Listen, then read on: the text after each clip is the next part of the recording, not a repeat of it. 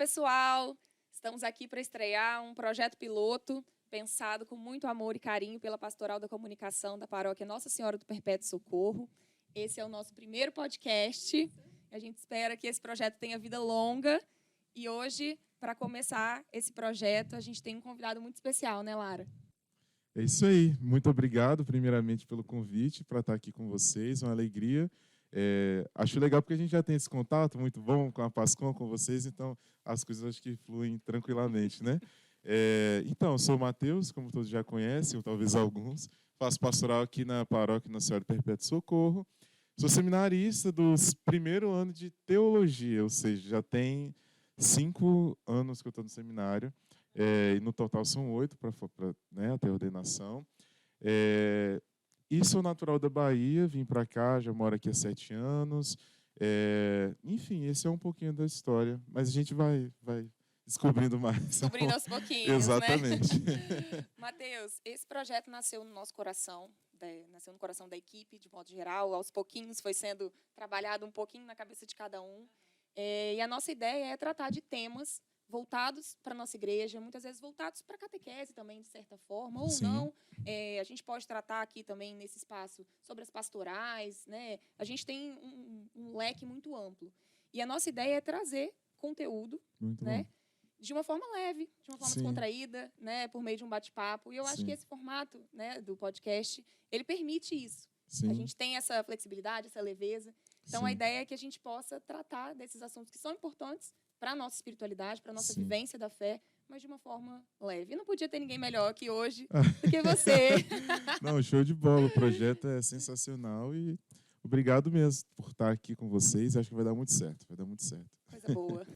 Então, nesse primeiro podcast, a gente vai começar falando sobre o Advento.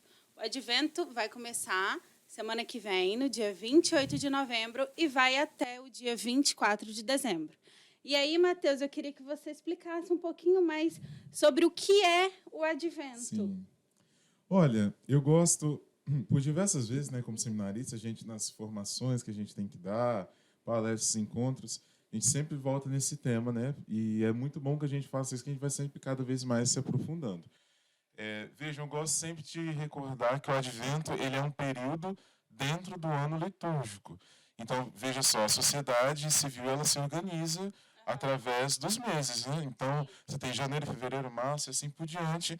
Você tem ali, dentro dos meses, as datas importantes. Então, por exemplo, a gente teve agora Proclamação da República, 7 de setembro, enfim, diversos dias que são marcos, né? Onde são celebradas ocasiões importantes para a história, sociedade, assim por diante. A igreja, ela também tem o seu calendário próprio. E isso que a gente precisa entender, essa analogia, né? Dentro desse calendário próprio, você tem aí os chamados tempos litúrgicos, que seria, talvez, se assim pudermos fazer essa analogia, como os meses, entendeu? Que aí eles vão dando a tônica daquilo que está sendo celebrado. E assim como também dentro do ano civil, a gente também tem esses dias, as solenidades, essas festas importantes, onde a gente vai celebrando. Então, acho esse primeiro ponto interessante para a gente entender que a igreja tem esse feedback, esse background, digamos assim, né, do ano litúrgico, e que tudo está a partir dele, né, a forma como a gente se organiza e assim por diante. Então, o Advento é como se fosse o primeiro mês Exatamente. do ano. Nessa analogia seria exatamente isso, o primeiro mês do ano litúrgico, porque ele abre o ano litúrgico. E é interessante a gente pensar isso, né, porque o Advento ele é uma preparação para o Natal. Então, você está exatamente começando o ano, se voltando para aquele momento inicial do mistério da revelação de Cristo, que é a encarnação, que é o Natal, né? Sim. Então, é exatamente esse sentido. A gente começa já o ano litúrgico refletindo sobre esse primeiro momento, que é o Natal, a encarnação, o nascimento de Jesus e assim por diante, né? Então, o Advento é esse período do ano litúrgico que nos prepara para viver bem o Natal, entendeu? Sim. Matheus, a gente repara que durante o Advento, cada domingo tem um significado diferente. É isso? Você pode explicar para a gente um pouquinho o que cada domingo significa? Sim, veja só, o Advento, ele em geral vai ter aí cerca de 4 domingos, né? Às vezes, talvez possa variar um pouco, a depender mais ou menos do ano, da quantidade de dias, assim. Mas, em geral, 4 domingos. Em cada domingo desse, são propostas leituras dentro da liturgia, da primeira leitura, Salmo, segunda leitura, Evangelho, com uma temática. Então, no primeiro domingo, sempre a temática do vigiar e orai. Então, no primeiro domingo, a gente vai estar sempre refletindo sobre isso. Vigiar e orai, porque a vinda do Senhor está próxima. Vigiar e orai, porque não sabeis o dia nem a hora. Então, estarmos vigilantes e em oração constante para esperar a vinda de Cristo, né? Mas por que esse vigiar e orar se coloca como importante? Acho isso interessante, porque, afinal de contas, o nascimento de Jesus já aconteceu, né? Então, tipo, o vigiar e orar, então, não é para vigiar o nascimento de Jesus, mas ele, então, aponta para a segunda vinda de Jesus. E aí a gente tem essa dupla conotação do advento. Advento se refere àquele que há de vir, aquele que já veio, quando Jesus veio, então, pela primeira vez, se encarnou no seio da Virgem Maria, nasceu há cerca de 2000 anos atrás. Mas o advento também é uma preparação para a segunda vinda de Cristo, porque ele subiu aos céus, mas há de voltar em sua glória para, de fato, elevar todas as coisas à perfeição e nos levar para junto dele. Por isso que na primeira semana do advento é sempre uma grávida? Ou isso não tem nada a ver? Porque eu vejo muito aqui na paróquia, eles usando uma grávida na primeira semana. Entram com a vela e tal. Sim, eu acho que por conta desse simbolismo interessante que a gente está esperando. São Paulo, na teologia de São Paulo, existe uma expressão interessante.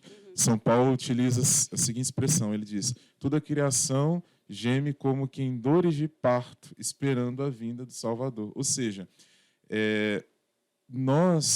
a segunda vinda de Jesus é comparada como essa gravidez, ou seja, todo mundo, todo o universo, as pessoas esperam por esse segundo momento. E aí, esse segundo momento, assim como esse processo natural do nascimento, a gravidez, assim por diante, tem também esse decorrer. Então, acho que o simbolismo, né, da mulher grávida significa essa esperança daquilo que há de vir, que está para acontecer, do algo novo que há de chegar, da luz nova que há de brilhar, né? Então, eu acho que é um pouco esse o sentido. Trazido, é claro, como eu falei, a questão da vigilância é posta por esse motivo, né? Porque nós estamos falando, óbvio, né, de uma memória da primeira vinda de Cristo, mas, ao mesmo tempo, de uma espera dessa segunda vinda. Então, você tem essa dupla dimensão dentro do advento. Sim. Aí o vigiai porque o Senhor está por vir. Está próximo, exatamente. E aí, com esse vigiai, tem alguma coisa... seria legal, tipo na quaresma, seria legal você fazer aquela tríade, né? Jejum, penitência e oração. Tem alguma coisa no advento relacionada a isso? Legal você perguntar isso. Assim, a gente pode até fazer a analogia com a quaresma, porque a quaresma ela é, digamos, um pouco mais famosa, digamos assim, para advento, né? É mais popular, digamos assim. Enfim, e aí, mas veja só as analogias. Na quaresma você tem o roxo, não é verdade? Sim. Como a cor do tempo litúrgico. Por que tem o roxo? Porque o roxo, a compreensão dele dentro da liturgia, é uma cor que remete à penitência. Então, veja só, aqui a gente já tem um elemento em comum com a quaresma. É um momento de um pouco mais de penitência, um pouco mais de recolhimento, um pouco mais de oração, de reflexão, de revisão de vida. Então, aí a gente já pode ver que o advento também é um momento de recolhimento, de oração, de penitência. A igreja não tem para o advento, essa tríade assim, dele determinada como tem para a quaresma. Mas o que é sempre indicado assim, primeira questão é a oração, porque a oração é esse meio através do qual nós nos relacionamos com Deus, meio básico, né? Então a oração é o primeiro ponto e essencial deles. Um outro ponto que a igreja coloca e aconselha é a questão da caridade por conta do desprendimento, né? Veja só, Jesus nasce num contexto totalmente adverso daquele que a gente pensa que seria o ideal para se nascer. E ele que é o Rei dos Reis, o Salvador, né? Ele que de fato merecia ter nascido nas melhores condições possíveis que se pudesse imaginar. Ele nasce numa estrebaria, ele nasce numa simples manjedoura. Então, como que está o nosso coração para receber o Salvador? Será que o nosso coração é uma manjedoura ou será que o nosso coração é um berço de ouro e cristais Swarovski? É um Entendeu? tempo de preparação, né? Exatamente, é um tempo de deixar um pouco que é superficial para se voltar ao que é essencial. Para isso eu rezo, então eu me volto para Deus e eu me desprendo das coisas. E aí por isso a questão da caridade muito forte, dedicada para esse tempo também, né? Mateus, e avançando nos domingos? O segundo Isso. domingo a gente trata de quê? No segundo domingo, se a temática no primeiro é sobre a questão da vigilância, em geral, no segundo domingo a gente vai ter a questão da conversão. Sempre, em geral, no segundo domingo vai ser aquele evangelho sobre São João Batista, quando São João Batista diz: endireitai os caminhos do Senhor. Então, preparai os caminhos do Senhor. O Senhor está próximo, ele vem. João Batista exatamente anunciava a vinda do Messias, né? Ele é o último dos profetas, ele que aponta, eis o Cordeiro de Deus, diretamente para Jesus, apontando de fato o Messias que chegou.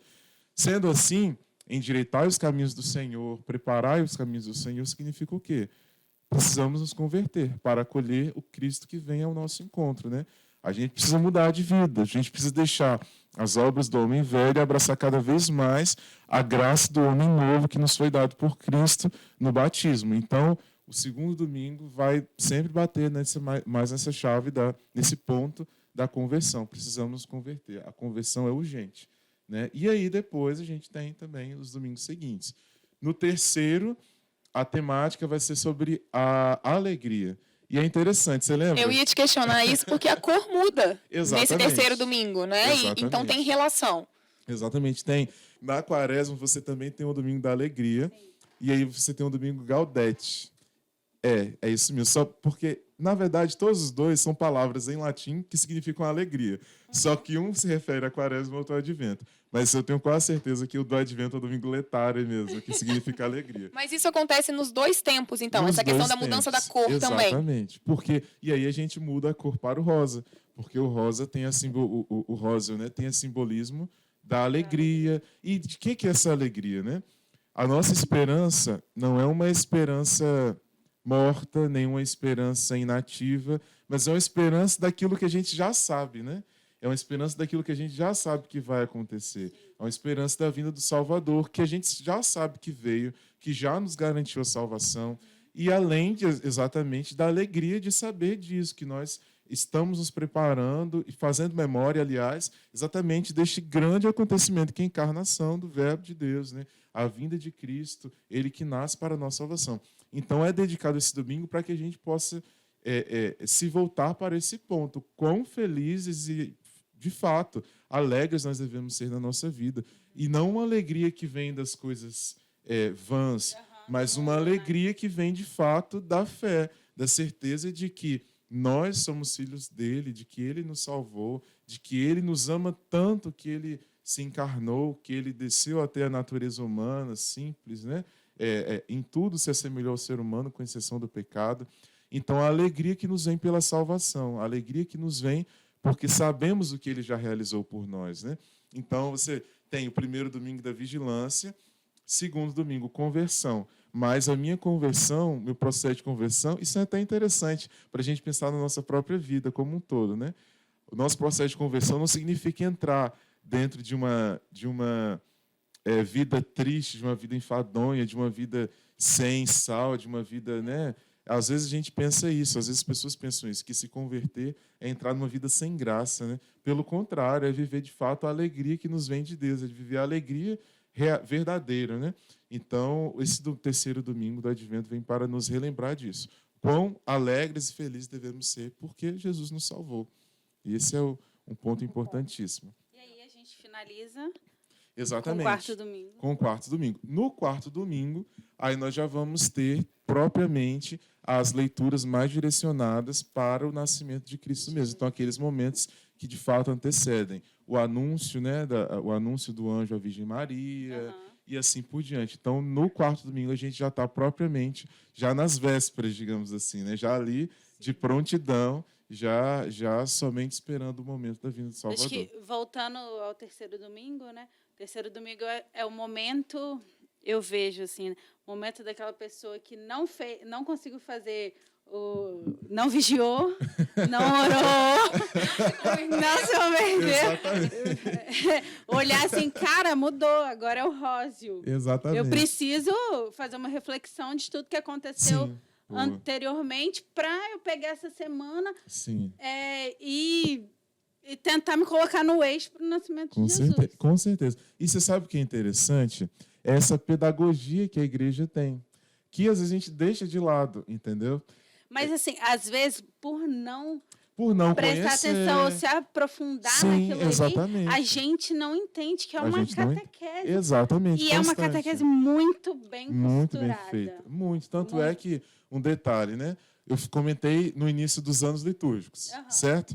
Cada ano litúrgico, a gente tem um ciclo que vai sempre voltando, que é o ciclo dos 3 anos. O ano A, o ano B e o ano C. Muita gente não sabe disso. Às vezes até sabe do ano litúrgico, mas não sabe dessa diferença. Em cada ano, o ano A, o ano B e o ano C, a gente reflete a partir da visão de um dos evangelhos. Então, no ano A, a gente reflete a partir do evangelho de São Mateus.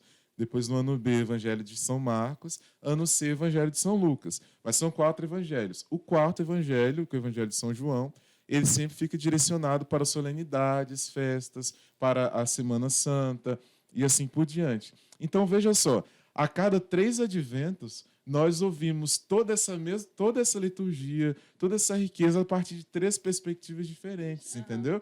Então, assim, se a gente for pensar bem, como que, às vezes as pessoas perguntam, né?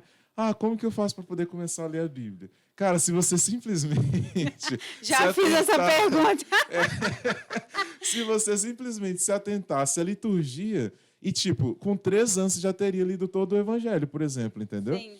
E não somente lido, mas lido com o apoio das leituras que estão ali para completar o sentido, com as homilias e assim por diante. Então, assim, como que a gente tem essa riqueza que às vezes está na nossa frente e a gente não consegue enxergar? Mas eu acho que é por isso que é importante a gente conhecer esses detalhes, Com né, Mateus? Porque senão a gente não consegue vivenciar com plenitude esses dias. Às vezes, né, quem não busca se aprofundar nesses detalhes acaba vivendo um domingo como outro qualquer, um período como outro qualquer. Sim. E não é isso que a igreja nos pede, né? Sim, com certeza. É, de fato, um período de dedicação, de dedicação maior, né? Veja, vamos voltar o nosso pensamento um pouco para a analogia com a vida prática. Pensa numa mulher grávida. Como que é o último mês da gravidez? Desesperador. Não é lá. Então, assim... Não, é uma coisa que simplesmente você não finge que está lá. Não, é um momento de fato onde, assim, estão todas as atenções voltadas para ali, né? Se a gente fosse pensar isso fazendo essa analogia, já pensou como que a gente talvez levaria muito mais a sério? Cara, é o último mês, entendeu? É o último mês. Então, ou no nosso tempo de advento, é a última semana, bora! Exatamente, entendeu? Então, essa necessidade mesmo da dedicação, do esforço que faz parte da nossa vida. E, às vezes, um pouco isso também que acontece, né? Às vezes a gente relaxa, às vezes a gente fica muito acomodado, entendeu? A gente cai num comodismo muito grande e a gente não quer fazer nada. A gente vem à missa e tá de bom tamanho, entendeu? Mateus, com certeza tem pessoas assistindo a gente que querem saber como vivenciar da melhor forma. A gente já falou aqui, né, sobre as práticas, mas se a gente pudesse colocar assim, em pontos, em dicas, assim, o que fazer nesse período para viver de uma forma diferente o advento? Beleza, vamos lá. Práticas dentro de casa, práticas relacionadas à igreja, à comunidade, o que você daria de dica assim para quem está assistindo a gente? Com certeza. Olha, primeira e acho que talvez a prática talvez mais tradicional e popular que nós temos e que, inclusive, infelizmente, tem se perdido, é a novena de Natal. Cara, eu lembro, assim, na minha infância, a gente ia fazer a novena de Natal, ia para... Na verdade, tinha a novena de Natal. Não, veja só. Aí, na comunidade, na paróquia, a gente sempre dividia vários grupos, entendeu? Aí tinha, sei lá, uns 5 grupos, cada grupo de mais ou menos umas 15, 20 pessoas. A novena, 9 dias que antecedem o dia do Natal mesmo, dia 25. Cada dia a gente ia na casa de uma família diferente. Eu, criança, verdade é que eu ia muito. Por quê? Porque eu queria ir pro lanche, né? que obviamente... Tem uma nova experiência. Não, com certeza. Sempre experimentando um cardápio diferente. Brincadeira. Não, mas brincadeiras à parte, essa questão da novena de Natal é algo, assim, fantástico de se preparar. Porque a novena, ela tem essa caminhada, você está todos os dias ali com um texto bíblico, com uma oração, com uma reflexão. Outra coisa, você está fazendo em comunidade, você não está se preparando sozinho, você está preparando junto, num Pois grupo. aí que eu queria perguntar. Sua comunidade, quando você fazia isso, era grande ou pequena? Sim. E aí, outra coisa, você acha que esse tipo de prática aqui, eu acho que é o ideal, né? Montar um grupo de pessoas e visitando a casa dos paroquianos. É o ideal, mas você acha que vai funcionar, por exemplo, funcionaria aqui pra gente? Eu creio que sim. Porque, veja só, como, na verdade, até da mesma maneira como acontecia lá na minha paróquia. Porque você não faz só um grupo, você faz diversos grupos. E aí, você tem ali diversos grupos realizando a novena de Natal, e eles se organizam com um horário que é melhor para cada grupo, e assim por diante. Então, como se fosse a missão? Uma missão que a gente fazia? Exatamente, por exemplo, isso, entendeu? Então, vamos supor que para aquele grupo o horário que é melhor para todo mundo seja 9 horas da noite. Beleza, então 9 horas a gente faz. A gente já agora está no finalzinho de pandemia, digamos assim, a gente aprendeu que dá para a gente fazer as coisas online. Cara, não dá, beleza, vou me juntar num grupo online, vou fazer junto com o pessoal, novena online. É muito bom ir na casa, mas se não tiver possibilidade, eu faço online. Esse contato, assim, é sempre possível. Eu acho que a questão é que a gente precisa se organizar. Eu posso de dia, eu não posso à noite. Eu tenho certeza que você vai encontrar um grupo que está fazendo de dia, ou você monta. Você trabalha, sei lá, trabalha à noite, organiza.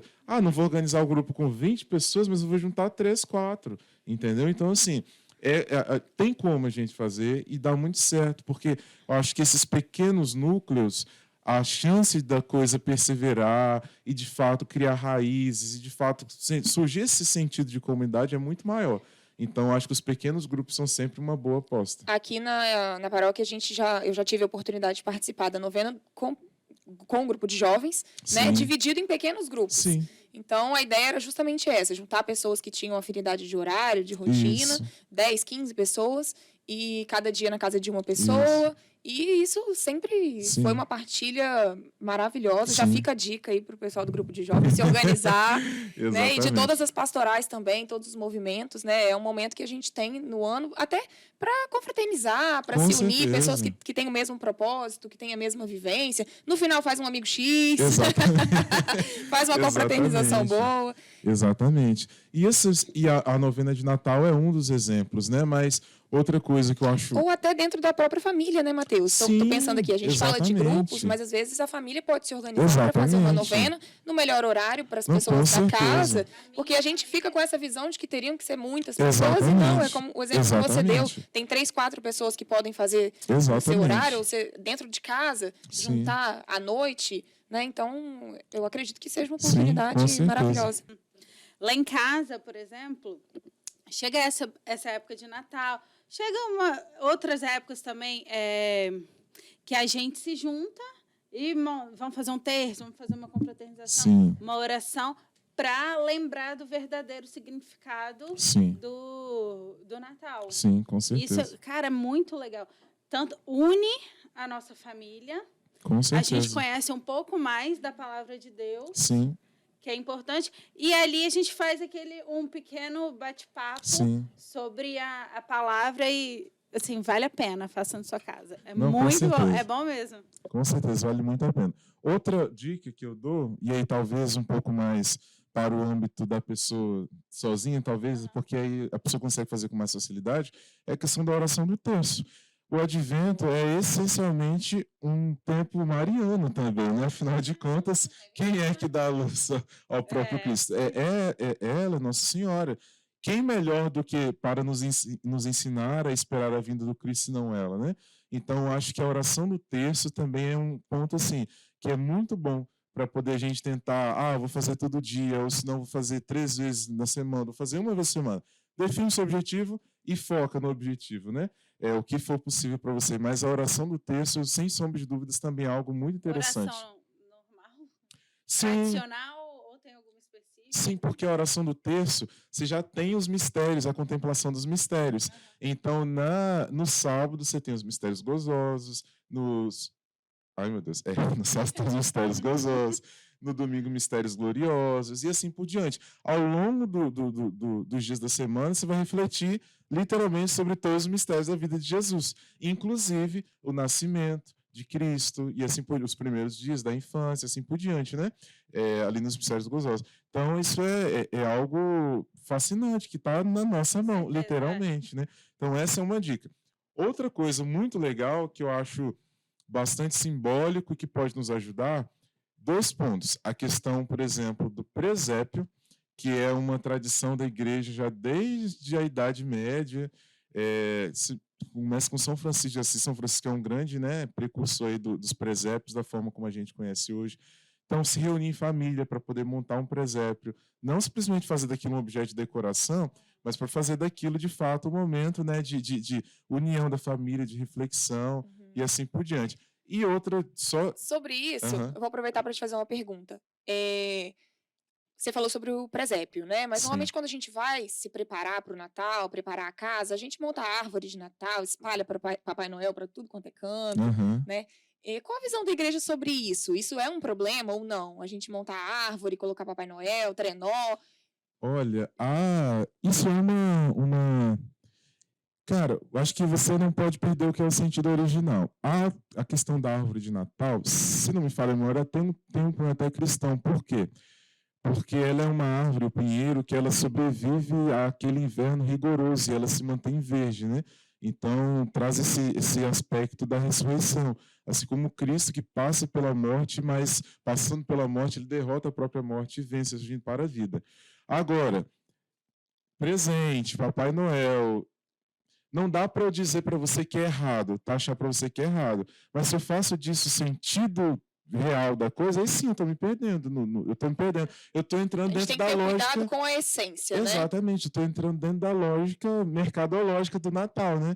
Então eu acho que esse é o ponto importante, né? Não vou aqui falar para você, tá errado, ninguém pode agora ter um Papai Noel dentro de casa no Natal. Não, mas que a gente pense, qual que é o sentido de fato, E entendeu? que dentro das casas isso seja explicado para as crianças também, Com né? Porque certeza. eu acredito que a gente tem mais condições de, né, Com facilmente certeza. entender isso, mas para as crianças também eu acho que é importante, né? Dar Com esse certeza. foco no presépio. Com certeza. E mesmo esses símbolos, você pode utilizá-los de uma maneira significativa e cristã. Né? Por que a gente tem. Por que o Papai Noel tem que dar presente no Natal? Eu posso dizer que é simplesmente por uma questão de recompensa, mas eu posso ensinar para a criança, por exemplo, que tem muitas e muitas crianças que não conseguem ganhar presente e que o Papai Noel vai ao encontro delas e que isso ocorre, assim por diante. Então, eu posso, inclusive, utilizar de elementos que são secundários para passar uma lição legal, entende? A questão é como eu utilizo desses elementos, né? E aí, só aproveitando agora o gancho, é que entra um outro ponto que eu queria falar também sobre o que é prático que a gente pode fazer para nos ajudar no advento, que é a questão da caridade, entendeu? Com certeza. Que é a questão da caridade. Isso é essencial, sim, essa questão do desapego, de, mais uma vez, voltar ao que é essencial, né? Voltar ao que é essencial do Natal, voltar ao que é essencial da mensagem da encarnação de Cristo, ele que não se apegou de si mesmo, não se apegou à sua própria glória, mas rebaixando-se, fez-se homem, assumindo a nossa fraqueza. Então, já pensou se a gente também se nós deixássemos o nosso orgulho, a nossa vaidade, as nossas superficialidades, para poder nos rebaixar em direção ao outro, né? Para ir em direção ao próximo? Então, essa, sem sombra de dúvidas, é uma das grandes lições que precisam ser colocadas em prática. Precisam mesmo. Eu acho que a gente catequizar e ensinar as crianças desde pequenininhas, começando com a montagem do presépio, explicando a questão que você falou do Papai Noel.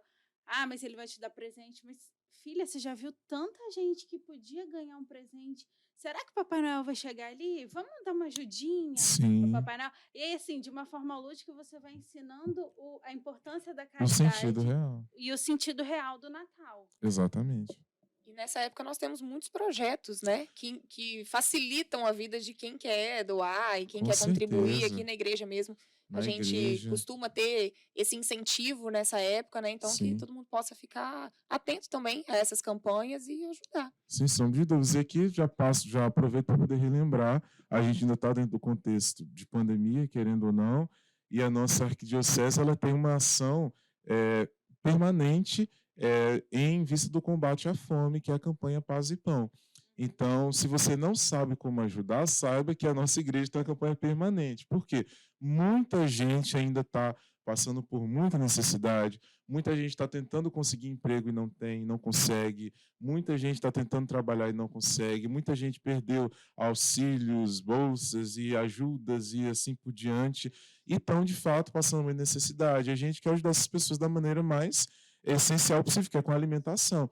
Então, essa campanha tem esse intuito, e aí você pode procurar, e você ajuda não uma vez, mas você se compromete em ajudar durante 1 ano, durante 6 meses, enfim, para que essas famílias sejam, de fato, digamos assim, adotadas, que você possa ajudar essas pessoas durante um período de tempo. Eu acho que a grande missão, né, desse projeto é uma família adotar uma outra família, porque a gente está vendo que durante um período tem uma doação grande de alimentos, mas aí depois passa um período, sei lá, no outro mês, não tem, só dá para ajudar metade.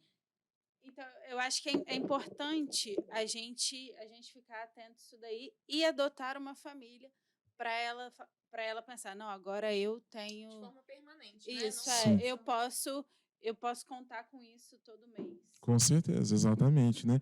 E aquela coisa, quem tem fome tem pressa, né? Porque você já pensou, quem de fato está num momento de necessidade, a coisa é urgente, né? Para ontem. Então, assim, e voltando, né, a ligação disso tudo com o advento. O advento é esse tempo da urgência também, das pressas, porque ele está para chegar, né?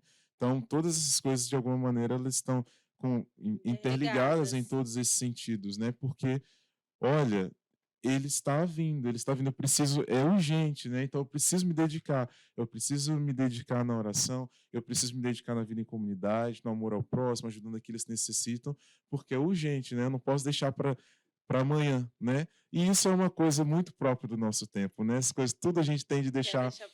Quer deixar para amanhã? Não, amanhã eu faço, amanhã eu consigo, tem um trabalho que é daqui 1 mês. Não, tá tranquilo, eu faço depois, e assim por diante. Então, essa pedagogia da igreja nos ensinar, olha, é urgente, vigie, porque... Aí vem o 3º domingo, ei, acorda! Acorda! Bora, tá na hora! Bora finalizar! Exatamente, Chegou a hora, não esquece! Exatamente, então assim, é para ontem. Mateus, foi um prazer enorme receber você. Valeu. Nesse nosso primeiro momento aqui. Valeu, gostei Aprendemos muito com você. Muito. Tenho certeza que todo mundo que está assistindo a gente também aprendeu.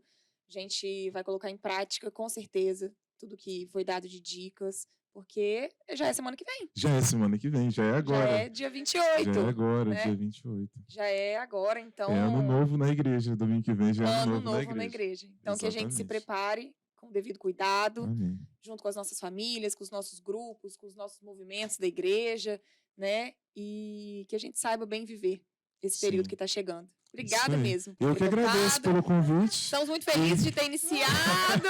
Conta comigo para a próxima. Primeiro passo nesse projeto, para quem estiver acompanhando a gente também, tiver dica de tema, né? E quiser contribuir. Eu gostei, não gostei. Não gostei não, incentiva a gente. Não gostei não. Ajuda aí, pessoal, dá uma curtida. Dicas construtivas. Exatamente. Eu queria... Eles podem dar dicas de convidado também, né? Sim. Verdade. Seria uma boa. Então, dicas de convidados, de temas. Convidados e temas. Queremos lembrar vocês que estamos com uma campanha em vigor, que é a restauração do nosso telhado aqui da Igreja Matriz. E, para isso, a gente precisa da contribuição de todos os paroquianos, porque o custo é muito alto da impermeabilização. Então, se você puder ajudar, acesse o nosso Instagram, que lá tem todas as informações, atos de contribuição, e nós vamos colocar aqui do lado também, para facilitar, um QR Code do PicPay e do Pix, para que você possa contribuir. Lá no Instagram também tem formatos de depósito, boleto bancário, enfim. O importante é a gente ajudar e se unir em prol dessa campanha. Um agradecimento especial também a todo mundo que viabilizou o dia de hoje, né? todos os membros da Pastoral da Comunicação que sonharam com esse projeto e incentivaram. Nossa coordenadora maravilhosa que fica por trás das câmeras, mas quem faz tudo acontecer. Nosso pároco também. Nosso pároco, que é a nossa fonte de inspiração. Um grande incentivador para que a gente busque transformar os nossos projetos num formato digital, né? Então, agradecer aos colaboradores da igreja que permitiram que a gente pudesse gravar daqui hoje, né? E deixar tudo preparado. E é isso. Agradecimento a você do outro lado também, que acompanha e incentiva o trabalho da Pascom. E é isso. Até o próximo. Valeu. Até o próximo. É isso aí. Valeu, pessoal.